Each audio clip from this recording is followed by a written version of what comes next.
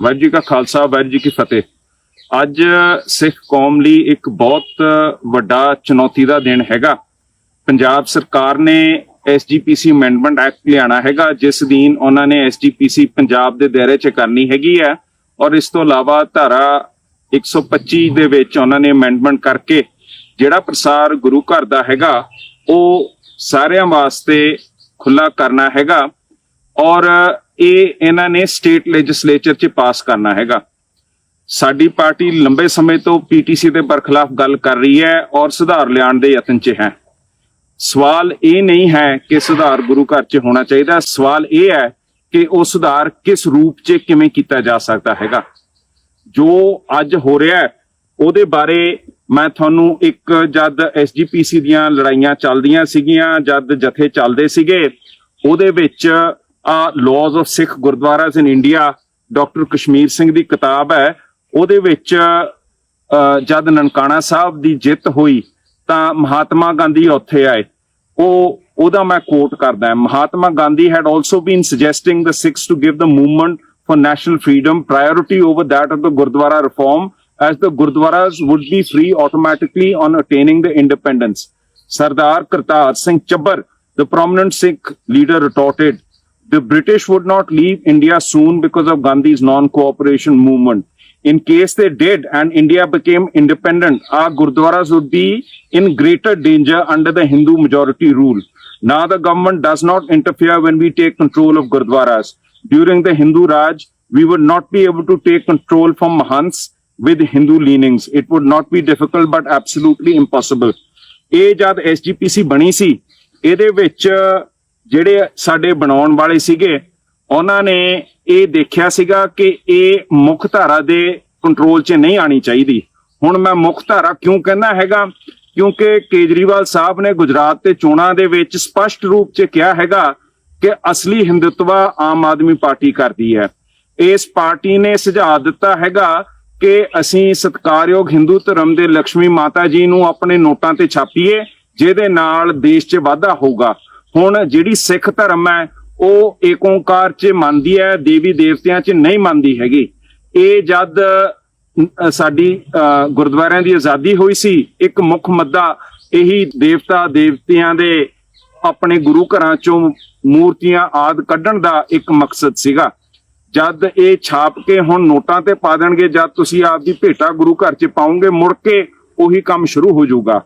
ਕਿਉਂਕਿ ਗੁਰਦੁਆਰਿਆਂ ਨੂੰ ਮੁੱਖ ਧਾਰਾ ਦੀ ਸੋਚ ਦੀ ਨਹੀਂ ਸੀ ਰੱਖਣਾ, ਇਸ ਕਰਕੇ ਆਪਣੇ ਸਿੱਖਾਂ ਦੀ ਪਾਰਲੀਮੈਂਟ SGPC ਥਾਪੀ ਗਈ ਸੀਗੀ। ਔਰ ਜਿਹੜਾ ਇਹਦਾ ਕਾਨੂੰਨ ਸੀਗਾ ਉਹਦੇ ਵਿੱਚ ਸਟੇਟ ਦਖਲ ਨਹੀਂ ਦਿੰਦਾ। ਜੇ SGPC ਕੋਈ ਤਬਦੀਲੀ ਆਪਣੇ ਹਾਊਸ 'ਚੋਂ ਸਟੇਟ ਨੂੰ ਕਵੇ ਤਾਂ ਉਹ ਤਬਦੀਲੀ ਹੁੰਦੀ ਹੈ, ਨਾ ਕਿ ਸਟੇਟ ਜਾ ਕੇ ਕਹੇ ਕਿ TV ਕਿਹਦੇ ਪੱਖ 'ਚ ਕਿਹਦੇ ਪੱਖ 'ਚ ਨਹੀਂ ਹੋਣੀ ਚਾਹੀਦੀ। ਜੇ ਭਗਵੰਤ ਮਾਨ ਸਾਹਿਬ ਕਹਿੰਦੇ ਆ ਕਿ ਗੁਰਬਾਣੀ ਜੋ ਕਿ ਸੱਚ ਹੈ ਹਰੇਕ ਦੀ ਅਮਾਨਤ ਹੈ, ਤਾਂ ਫਿਰ ਉਹ ਗੁਰਬਾਣੀ ਦਾ ਪ੍ਰਸਾਰ ਵਿਧਾਨ ਸਭਾ ਦੇ ਵਿੱਚ ਗੁਰੂ ਸਾਹਿਬ ਨੂੰ ਪ੍ਰਕਾਸ਼ ਕਰਕੇ ਉੱਥੋਂ ਕਿਉਂ ਨਹੀਂ ਚੈਲੰਜ ਚਲਾ ਲੈਂਦੇ? ਇਹ ਕੌਣ ਕਹਿੰਦਾ ਹੈ ਕਿ ਇੱਕੋ ਬਾਣੀ ਸਿਰਫ ਹਰਮੰਦਰ ਸਾਹਿਬ ਤੋਂ ਆਉਂਦੀ ਹੈਗੀ ਹੈ? ਜਿੱਥੇ ਗੁਰੂ ਗ੍ਰੰਥ ਸਾਹਿਬ ਵੱਸਦੇ ਆ ਉੱਥੋਂ ਤੁਸੀਂ ਬਾਣੀ ਪ੍ਰਸਾਰ ਕਰ ਸਕਦੇ ਆ। ਜੇ ਬਾਣੀ ਪ੍ਰਸਾਰ ਦਾ ਮਕਸਦ ਹੈ ਤਾਂ ਫਿਰ ਤੁਸੀਂ ਵਿਧਾਨ ਸਭਾ ਦੇ ਵਿੱਚ ਗੁਰੂ ਗ੍ਰੰਥ ਸਾਹਿਬ ਸਥਾਪਿਤ ਕਰਕੇ ਉੱਥੋਂ ਚੈਲੰਜ ਚਲਾ ਕੇ ਚਲਾ ਲਓ। ਪਰ ਹਰਮੰਦਰ ਸਾਹਿਬ ਦੇ ਅੰਦਰ ਜਿਹੜਾ ਕੰਟਰੋਲ ਹੈ ਉਹ ਪੰਜਾਬ ਸਰਕਾਰ ਦਾ ਨਹੀਂ ਹੈਗਾ ਤੇ ਨਾ ਹੋਣਾ ਚਾਹੀਦਾ। ਉਹਦੇ ਵਾਸਤੇ ਬਾ ਕਾਨੂੰਨ SGPC ਸਿੱਖ ਗੁਰਦੁਆਰਾ ਐਕਟ ਅਧੀਨ ਬਣੀ ਹੋਈ ਹੈ, ਉਹਦੀ ਜ਼ਿੰਮੇਵਾਰੀ ਹੈ। ਉਹਦੇ 'ਚ ਕੜੈਤਾਂ ਬਹੁਤ ਹੈ, ਉਹਦੇ ਵਿੱਚ ਨੁਕਸਾਨ ਬਹੁਤ ਹੈ। ਅਸੀਂ ਲਗਾਤਾਰ 328 ਸਰੂਪਾਂ ਦਾ ਲਗਾਤਾਰ ਇੱਥੇ PTC ਦਾ ਮੁੱਦਾ, ਜਿਹੜੀਆਂ ਸਿਗਰਟਾਂ ਇੱਥੇ ਚਲਾਈਆਂ ਗਈਆਂ ਹੈਗੀਆਂ, ਜਿਹੜੀ ਅਕਾਲੀ ਦਲ ਨੇ ਸਿਗਰਟਾਂ ਬਣਾਉਣ ਵਾਲੇ ਤੋਂ ਪੈਸੇ ਲਿੱਤੇ ਹੋਏ ਹੈਗੇ ਆ, ਜਿੱਥੇ ਬਰਗਾੜੀ ਦਾ ਮਸਲਾ ਹੈਗਾ, ਅਸੀਂ ਲਗਾਤਾਰ ਉਹਦੇ ਬਰਖਲਾਫ ਤੁਰੇ ਆ। ਸਾਨੂੰ ਇੰਨਾ ਜ਼ੋਰ ਕਿਉਂ ਲਾਣਾ ਪੈਂਦਾ ਹੈ? ਕਿਉਂਕਿ ਜੋ ਜ਼ਿੰਮੇਵਾਰੀ ਭਾਰਤ ਅਤੇ ਪੰਜਾਬ ਸਰਕਾਰ ਦੀ ਹੈਗੀ ਉਹ ਹੈਗੀ ਆ SGPC ਦੇ ਚੋਣ ਕਰਾਣਾ। 1947 ਤੋਂ ਬਾਅਦ ਭਾਰਤ ਸਰਕਾਰ, ਪੰਜਾਬ ਸਰਕਾਰ ਨੇ ਧਾਰਾ 85 ਜੋ ਕਿ ਸੈਂਟਰ ਨੇ ਕਰਾਣੇ ਹੁੰਦੇ ਆ, ਔਰ ਧਾਰਾ 87 ਦੇ ਗੁਰੂ ਘਰ ਜਿਹੜੇ ਆਪਣੇ ਲੋਕਲ ਕਮੇਟੀ ਦੇ ਹੁੰਦੇ ਆ ਉਹ ਪੰਜਾਬ ਸਰਕਾਰ ਨੇ ਕਰਾਣੇ ਹੁੰਦੇ ਆ। ਉਹਨਾਂ ਦੇ ਚੋਣ ਹੀ ਨਹੀਂ ਕੀਤੇ ਹੈਗੇ। ਇਹ ਜਿੱਥੇ 18ਵੀਂ ਲੋਕ ਸਭਾ 2024 ਚ ਆ ਰਹੀ ਹੈ, ਉੱਥੇ ਗੁਰੂ ਘਰ ਦੇ ਚੋਣ ਸਿਰਫ 8 ਵਾਰੀ ਹੋਏ ਹੈਗੇ ਆ। ਸਾਡੀ ਜਮਹੂਰੀਅਤ ਖਤਮ ਕਰਤੀ। ਜਿਹੜਾ ਉੱਥੇ ਗੰਦਾ ਪਾਣੀ ਖੜ ਜਾਂਦਾ ਹੈ, ਜਿਹੜਾ ਮੁਸ਼ਕ ਮਾਰਦਾ ਹੈ, ਉਹਨੂੰ ਸਾਫ਼ ਨਵਾਂ ਪਾਣੀ ਇਹ ਚੋਣ ਕਰਾਉਂਦੇ ਹੀ ਨਹੀਂ ਹੈਗੇ। ਤਾਂ ਹੀ ਇਹ ਮਹੰਤ ਉੱਥੇ ਬੈਠੇ ਹੋਏ ਆ, ਮਹੰਤਾਂ ਨੇ ਉੱਥੇ ਕਬਜ਼ੇ ਕੀਤੇ ਹੋਏ ਆ, ਬਾਦਲਾਂ ਨੇ ਪੀਟੀਸੀ ਦਾ ਕੀਤਾ ਹੋਗਾ, ਕਿਉਂਕਿ ਸਰਕਾਰਾਂ ਚੋਣਾਂ ਹੀ ਨਹੀਂ ਕਰਾਉਂਦੀਆਂ, ਆਪ ਚੋਣ ਨਹੀਂ ਕਰਾਉਂਦੀਆਂ, ਮੁੜ ਕੇ ਕਹਿੰਦੀਆਂ ਕਿ ਇਹਦੇ ਵਿੱਚ ਘੁੜੈਤਾਂ ਹੈ ਤੇ ਕਾਨੂੰਨ ਫੇਰ ਮੁੱਖ ਧਾਰਾ ਵਾਲੇ ਜਿਹੜੇ ਵਿਧਾਨ ਸਭਾ ਹੈਗੇ ਆ ਉਹਦੇ ਵਿੱਚ ਜਾ ਕੇ ਕਾਨੂੰਨ ਪਾਸ ਕਰਦੀਆਂ, ਜਦ ਕਿ ਐਸਜੀਪੀਸੀ ਦੀ ਮਰਿਆਦਾ ਅਧੀਨ ਸਿਰਫ ਤੇ ਸਿਰਫ ਅੰਮ੍ਰਿਤਧਾਰੀ ਸਿੱਖ ਐਸਜੀਪੀਸੀ ਦੀ ਮੈਂਬਰਸ਼ਿਪ ਲਈ ਖੜੇ ਹੋ ਸਕਦੇ ਆ। ਉਹਨਾਂ ਨੇ ਗੁਰਮਰਿਆਦਾ ਅਧੀਨ ਆਪਣਾ ਕਾਰਜਕਾਰੀ ਕਰਨੇ ਹੋਣੇ ਆ ਔਰ ਉਹ ਆਪਣੇ ਹਾਊਸ ਦੇ ਵਿੱਚ ਆਪਣੇ ਗੁਰੂ ਘਰਾਂ ਦੀ ਸਿਹਤ ਵਾਸਤੇ ਕਾਨੂੰਨ ਪਾਸ ਕਰਦੇ ਆ। ਹਾਊਸ ਨੂੰ ਗੰਦੇ ਪਾਣੀ ਦਲਦਲ ਇੱਕ ਬਿਲਕੁਲ ਖੜਾ ਕਰਤਾ ਹੈ ਤੇ ਚੋਣ ਕਰਾਣੇ ਨਹੀਂ ਹੈਗੇ। ਜਿਹੜੀ ਲੋਕਾਂ ਦੇ ਮਨ 'ਚ ਰੋਸ ਹੈ ਉਹ ਜਾ ਕੇ ਵਿਧਾਨ ਸਭਾ ਦੇ ਵਿੱਚ ਕਾਨੂੰਨ ਪਾਸ ਕਰ ਦੇਣਾ ਹੈ ਔਰ ਉਹ ਬਿਲਕੁਲ ਗਲਤ ਹੈ, ਗੈਰ ਕਾਨੂੰਨ ਹੈ। ਜੇ ਤੁਸੀਂ ਧਾਰਾ 144 ਦੇਖੋ ਜਿਹਦੇ ਵਿੱਚ ਸਪਸ਼ਟ ਲਿਖਿਆ ਹੋਇਆ ਹੈ, ਆ ਧਾਰਾ 144 ਸਿੱਖ ਗੁਰਦੁਆਰਾ ਐਕਟ ਦੀ ਕੀ ਕਹਿੰਦੀ ਹੈ? Government not to interfere with gurdwaras except as provided by this act or any other act. Save as provided in this or any other act, it shall not be lawful for the state government or for any executive officer of the state government in his official capacity to undertake or assume the superintendence of any land or other property granted for the support of or otherwise belonging to any notified Sikh Gurdwara, to take any part in the management or appropriation of any endowments made for its maintenance, or to nominate or appoint any office holder of or to be concerned in any way with such Gurdwaras. ਇਹ ਸਪਸ਼ਟ ਧਾਰਾ 144 ਕਹਿੰਦੀ ਹੈ ਕਿ state government ਸਾਡੇ ਗੁਰੂ ਘਰਾਂ ਦੇ ਉੱਤੇ ਕੋਈ ਵੀ ਤਰ੍ਹਾਂ ਦੀ ਇੰਟਰਫੇਰੈਂਸ ਨਹੀਂ ਕਰ ਸਕਦੀ। ਹੁਣ ਕਾਨੂੰਨ ਬਣਾ ਕੇ ਉਹਦੇ ਉੱਤੇ ਲਾਗੂ ਕਰ ਦੇਣਾ, ਇਹ ਇੰਟਰਫੇਰੈਂਸ ਕਿਉਂ ਨਹੀਂ ਹੈਗੀ? ਹਰੇਕ ਕਹਿੰਦਾ ਹੈ ਕਿ ਉੱਥੋਂ ਦਾ ਪ੍ਰਸਾਰ ਮੁਫਤ ਹੋਣਾ ਚਾਹੀਦਾ ਹੈ, ਪਰ ਕਿਹਦੇ ਹੱਥੋਂ ਹੋਣਾ ਚਾਹੀਦਾ ਹੈ? ਐਸਜੀਪੀਸੀ ਦੇ ਹੱਥੋਂ ਹੋਣਾ ਚਾਹੀਦਾ ਹੈ, ਨਾ ਕਿ ਪੰਜਾਬ ਸਰਕਾਰ ਜਿਹੜੀ ਹਰੇਕ ਵਾਰ ਆਪਣੇ ਆਪ ਨੂੰ ਹਿੰਦੂਤਵਾ ਆਮ ਆਦਮੀ ਪਾਰਟੀ ਕਹਿੰਦੀ ਹੈ ਉਹ ਸਾਡੇ ਗੁਰੂ ਘਰਾਂ ਦੇ ਉੱਤੇ ਸਾਨੂੰ ਆਦੇਸ਼ ਦੇਵੇ ਕਿ ਤੁਸੀਂ ਐ ਚਲਾਓ ਜਾਂ ਉਹ ਚਲਾਓ। ਇਹ ਸਫਾਈ ਤਾਂ ਹੋਊਗੀ ਜੇ ਇਲੈਕਸ਼ਨ ਟਾਈਮ ਸਿਰੇ ਬਾਰ-ਬਾਰ ਹੋਣ। ਇਹ ਕੀ ਸਮਝਦੇ ਆ ਕਿ ਸਿੱਖ ਆਪਣੇ ਗੁਰੂ ਘਰ ਸਾਫ਼ ਨਹੀਂ ਕਰ ਸਕਦੇ ਹੈਗੇ? ਇਹਨਾਂ 'ਚ ਕਿਉਂ ਹੁਮੇ ਹੈਗੀ ਹੈ?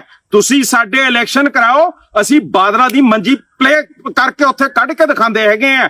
ਤੁਸੀਂ ਕੌਣ ਹੁੰਦੇ ਹੋ ਕਿ ਆਪਣੇ ਉੱਥੇ ਜਿਹੜੇ ਇੱਕ ਪਾਸੇ ਉਹ ਰਾਮ ਰਹੀਮ ਨੂੰ ਤੁਸੀਂ ਫੇਵਰ ਕਰਦੇ ਹੋ, ਇੱਕ ਪਾਸੇ ਤੁਸੀਂ ਕਹਿੰਦੇ ਹੋ ਕਿ ਹਿੰਦੂਤਵਾ ਦੀ ਤੁਸੀਂ ਆਰਮੀ ਹੋ, ਉਹ ਸਾਡੇ ਗੁਰੂ ਘਰਾਂ 'ਚ ਆ ਕੇ ਸਫਾਈ ਦਿਖਾਏ। ਸਾਡਾ ਬਿਲਕੁਲ ਡੈਮੋਕ੍ਰੈਟਿਕ ਫੰਕਸ਼ਨਿੰਗ ਤੁਸੀਂ ਭੰਗ ਕਰਤੀ ਹੈ ਤੇ ਹੁਣ ਤੁਸੀਂ ਕਹਿੰਦੇ ਹੋ ਕਿ ਅਸੀਂ ਤੁਹਾਨੂੰ ਬਿਹਤਰੀ ਕਰਕੇ ਦਿਖਾਵਾਂਗੇ।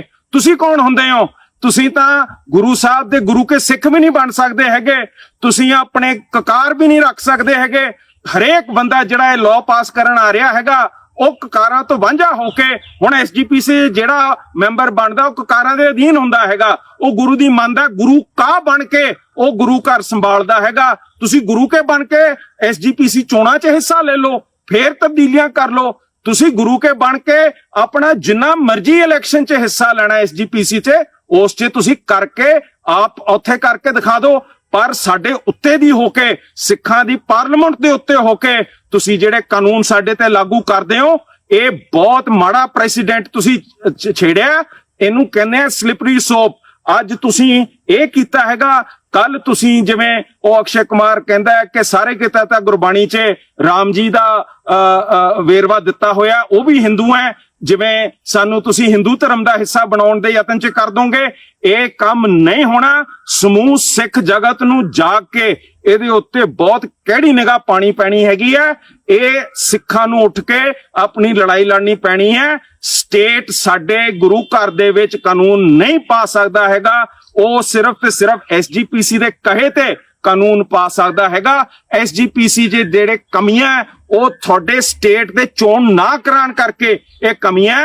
ਇਹ ਤੁਸੀਂ 13 ਸਾਲ ਸਾਡੇ ਚੋਣ ਨਹੀਂ ਕਰਾਏ ਹੈਗੇ, ਫੇਰ ਕਹਿੰਦੇ ਹੋ ਕਿ ਬੜੇ ਗੰਦੇ ਬੰਦੇ ਉੱਥੇ ਰਹਿੰਦੇ ਆ, ਜਦ ਸਫਾਈ ਦਾ ਮੌਕਾ ਹੀ ਨਹੀਂ ਦੇਣਾ, ਜਦ ਤੁਸੀਂ ਚੋਣ ਹੀ ਨਹੀਂ ਕਰਾਣੇ, ਸਿੱਖਾਂ ਨੂੰ ਆਪਣੀ ਆਵਾਜ਼ ਉਠਾਉਣ ਦਾ ਮੌਕਾ ਨਹੀਂ ਦੇਣਾ ਤੇ ਸਾਨੂੰ ਫਿਰ ਮੈਲੇ ਤੇ ਮਲੇਸ਼ ਤੇ ਗੰਦੇ ਕਹਿ ਕੇ ਆਪਣੇ ਕਾਨੂੰਨ ਥੋਪ ਦੇਣੇ। ਇਹ ਗਲਤ ਹੈ। ਇਹ ਬਿਲਕੁਲ ਆਪ ਦੀ ਬਿਲਕੁਲ ਹਿੰਦੂਤਵਾ ਆਈਡੀਓਲੋਜੀ ਹੈ ਤੇ ਸਾਡੇ ਗੁਰੂ ਘਰ ਦੇ ਉੱਤੇ ਇਹਨਾਂ ਨੇ ਕਬਜ਼ੇ ਕਰਨ ਦੀਆਂ ਤਿਆਰੀਆਂ ਸ਼ੁਰੂ ਕੀਤੀਆਂ। ਆਪਾਂ ਪ੍ਰੋਗਰਾਮ ਬਣਾਈਏ, ਆਪਾਂ ਨੂੰ ਵੱਡੇ ਇਕੱਠ ਰੱਖਣੇ ਪੈਣੇ ਆ ਤਾਂ ਕਿ ਇਹਨਾਂ ਦੀ ਅਕਲ ਟਿਕਾਣੇ ਆਏ ਕਿ ਤੁਸੀਂ ਸਾਡੇ ਗੁਰੂ ਘਰਾਂ ਦੇ ਉੱਤੇ ਕਬਜ਼ੇ ਨਹੀਂ ਕਰ ਸਕਦੇ।